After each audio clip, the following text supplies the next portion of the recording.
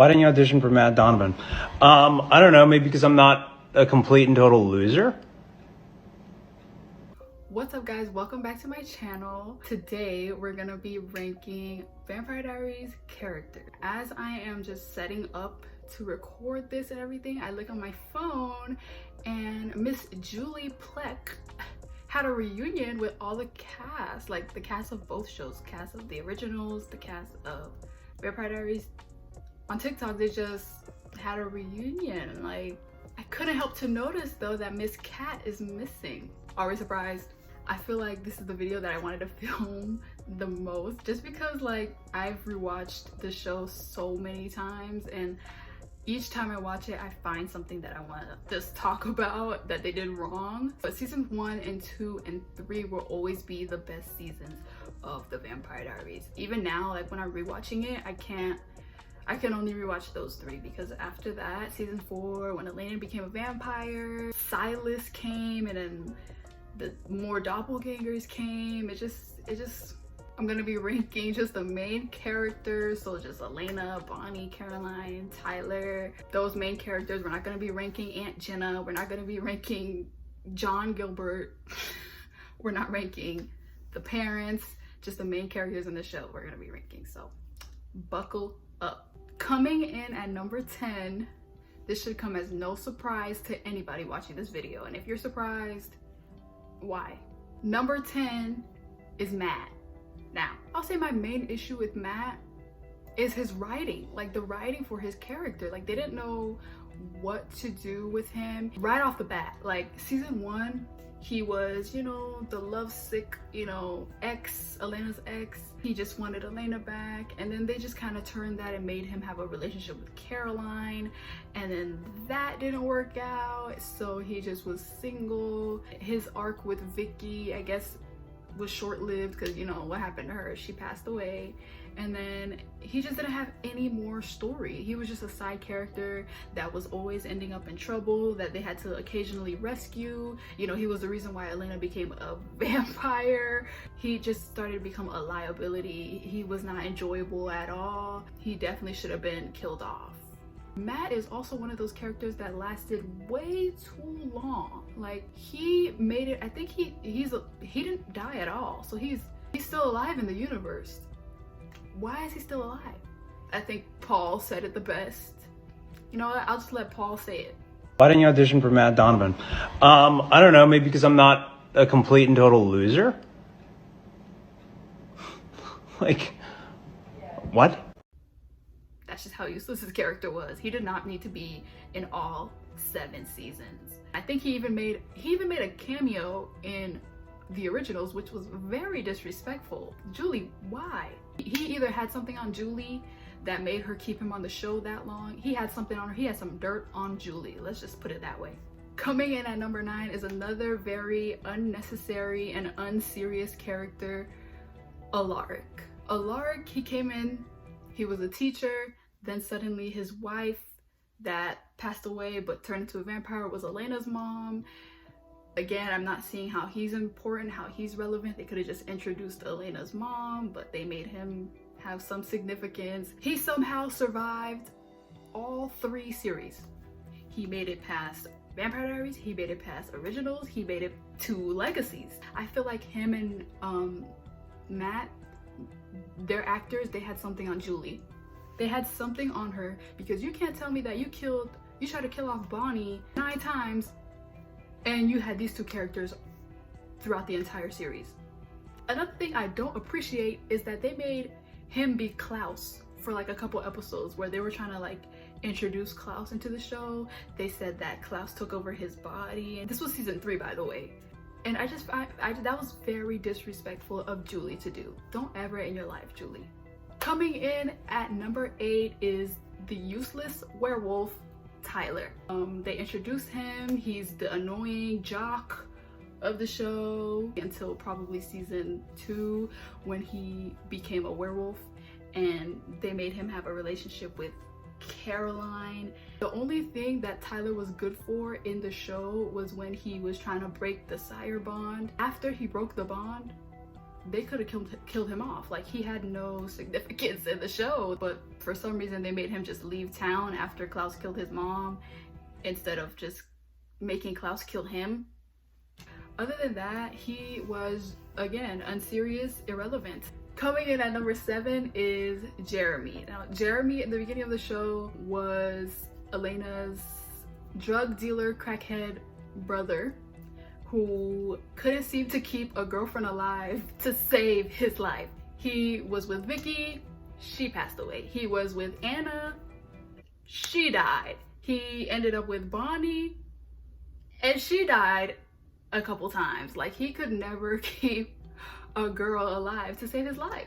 But then in season 4 or 5, they made him become a hunter and have the hunter's curse, that he had the tattoo that led to the cure. After that, after they found the cure, they made him die, and then Elena broke down.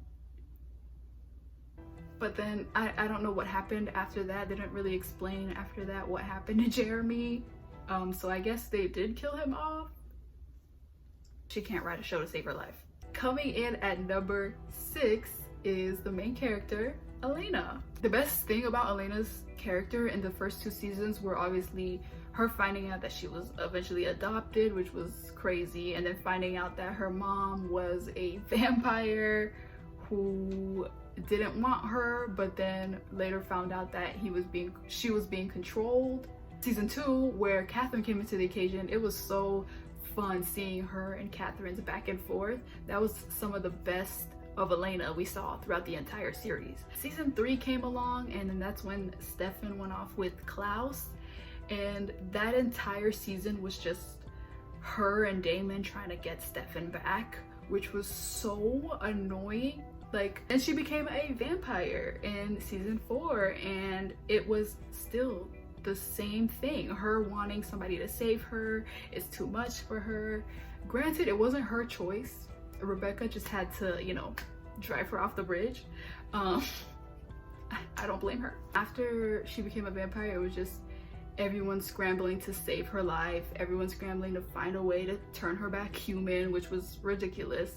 She just wasn't enjoyable at all after season 2. Coming in at number 5 is Caroline. Caroline's character was another one of those characters that gave me whiplash. She was good, but then she wasn't. And then she was good again, but then she wasn't. And then she ended up good. They threw her around with Damon, they threw her around with Matt, they threw her around with Tyler, and then her ship with Klaus, which is the best thing that happened to Caroline's character. I'm sorry. Her relationship with Klaus, who would have thought the chemistry would be there between those two? Like, Klaus and Caroline, total opposites, just happened to be it. I'm sorry. Like, I'm so bummed that it wasn't endgame and she ended up with Stefan, and that's a whole nother video because I just did not like that decision. I feel like this just didn't have anything to do with her character and Stefan's character at the end of the show, that they just made them go out. Very, very unnecessary. There was also no chemistry there whatsoever. Coming in at number 4 is Stefan. I never really had an issue with Stefan's character at any point throughout the show. I always liked his storyline in the beginning, being the vampire who struggled with himself, didn't like what he was, didn't want to drink human blood. The only gripe I have with Julie is when, again, season 3 came around and they made him become Klaus's sidekick. Like, I feel like season 3 was a wasted season for Stefan's character. That's the only time I didn't really like his character at all. But other than that, Stefan was good. When they made him become Silas, perfect. I loved when he became Silas. His character was so much more funny. It kind of had that Damon-esque vibe when he became Silas. I liked that. The Stelena haters out there, I don't know why I hate Stelena that much. Delena is obviously, I like Delena better, but Stelena wasn't that bad. I just feel like a lot of people find it corny and cheesy with their relationship, but I liked Stelena for a long time, and then I saw the light and Delena was just it. Coming in at number 3 is Katherine. Katherine, hands down, best doppelganger in the show. The doppelgangers were Elena, Katherine, Amara, and Tatia. That was her name, right? That was the fourth girl's name, right? There was 4 doppelgangers. Katherine was the best one. Let's talk about how Katherine saved season 2. Her presence alone saved the entire season. I feel like they would have nothing to do in season 2 other than make Stefan and Damon's fight for Elena just become more annoying. In the beginning, she was just the villain, you know. She's the thing stopping Elena and Stefan being together. But then throughout the show, they showed her backstory where they explained that she was hunted by Klaus her whole life, and that's why she has this sense of self-preservation all the time. It's always me and nobody else. Like when it comes down to it, she's always gonna have her own back. She wasn't just the doppelganger who wanted to ruin everybody's life. She actually had a reason for being the way she was. Number 2 is a fan favorite, and as he should be, Damon. Damon always had the best scenes, the best dialogue, the best one-liners, the best everything. Every time Damon was on scene, we were never bored. Never bored. Whether it was what he was saying or whether it was just his face, we were never bored when he was on scene. Even though I like to call him, like, he was like the Jacob of the love triangle, the one who was like on the outside trying to come in. Even though that was his role, he never let his love for Elena change his personality or who he was. He never became annoying when he was in love with Elena. If anything, Elena changed for him. He was redeemed, yeah, and he wasn't like evil and wanted to kill everybody all the time. He still had the same personality, which I love that I didn't get rid of at all. Like even when, I don't think Damon ever turned his humanity off, did he? His character was just so consistently good at what he did the entire time in the show. Like I can't even remember if he turned his humanity off or not. He just had the same persona, that same bad boy vibe that everyone fell in love with throughout the entire duration of the show. He never changed, never flipped, and for him, that was perfect. I might need to get y'all snacks for number 1 because I'm about to go all out. Number 1 is Bonnie. This should not surprise anybody. Y'all should have seen this coming. As soon as you clicked on this video, Bonnie was gonna be number 1 on the list. Even though it was pretty clear that the writers were trying to kill her off throughout the entire show. I think Ian in an interview said that one time, like they were planning on killing her off, and he was like, if you guys kill her off, I'm leaving. She goes, I goes, which I appreciate. Thank you, Ian. They definitely tried to kill her off the entire show and couldn't, because had she died, so many of the plot and stories that they went on to do would not have held up. They needed Bonnie for every single thing. For the cure, help Elena with her humanity. They needed her with the whole Kai situation. They needed her when they tried to make her the anchor, the one thing keeping Elena alive. They needed Bonnie for every single storyline plot that they had throughout the entire series. So had they killed her off, the show would have been over. She went through hell every episode. I remember when her grandma died and she was ignoring Stefan and Damon, Elena tried to flip it and be like, why are you ignoring them? You know, it wasn't their fault. Like, girl, my grandma just died. Get out my face. Why are you trying to convince me to let them back in my life when they're the reason why she's dead? And then later on, Damon goes on to kill her mom and turn her into a vampire. And then Silas, which was Stefan's character, or not really his character, goes on to kill her dad in her face. Oh, and let's not forget, they killed her true love at the end of the series. The show was about to end, so they could have, you know, just let her have a nice ending. They kill Enzo. Julie kills Enzo. I guess the writers just figured, if we can't kill her off, we're gonna make every single day she gets on this set hell on earth. On and off screen, we're gonna make her life a living hell.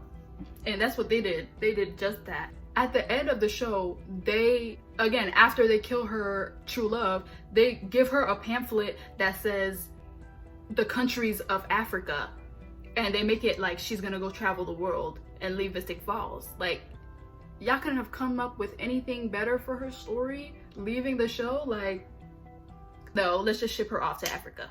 Let's send her back to where she came from. dead or alive, Bonnie is #1 and should be #1 on everybody list, no matter what. Alright guys, so that was my video ranking the Vampire Diaries characters. I hope you guys enjoyed it. I do have the originals coming soon. I'm going to be ranking those characters as well. The originals, I do not care, guys. That is the best of all the 3 shows. Vampire Diaries, Originals, and Legacies. Originals is at the top. Argue with your mom. But without further ado, guys, thank you so much for watching. Like and subscribe if you enjoyed this video, and leave down below other shows you guys want me to rank in the future. Thank you guys for watching, and I'll see you very soon in my next video. Bye.